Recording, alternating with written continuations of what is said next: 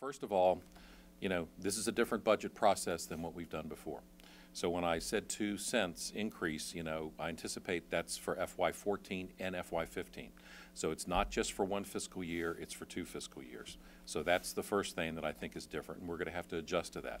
The second thing is we can certainly go back and look at anything the board directs us to.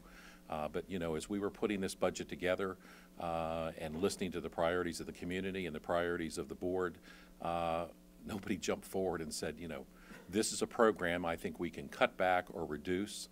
We have done that. I think that's why I put that slide in the presentation, that if you go back and you look at what we've cut over the past 5 years and the 500 positions that we've eliminated, I think the heavy lifting on cuts is done. You look at the cut list that identifies how many positions are being eliminated. I know the deputies and myself, we spent a lot of time going through each and every agency trying to assess, what the impact would be, and a lot of times we just said, no, we're not going to go forward and put that cut out there. We think it's too drastic and we're not going to do it. Well, I think the biggest adjustment is our business community will adjust. They'll know what they're going to get or not get in terms of the federal contracts. And that, to me, is the critical piece of this. We need the business community to be able to move forward. We've got to take that unknown and the uncertainty out of the equation.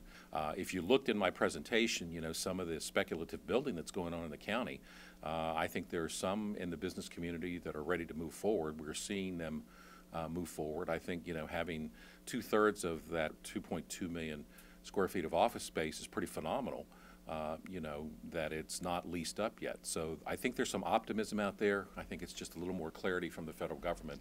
The school board will come in and make their presentation to the board. They'll also have a budget work session. I can't speak for the needs of the school board.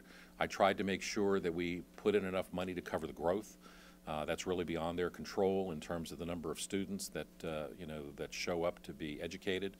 But if you look at what the school board ended up adopting in terms of salary increases, I would say new or expanded programs, I think that's the debate that has to take place as to whether or not the timing is right to go forward with those based on this budget environment.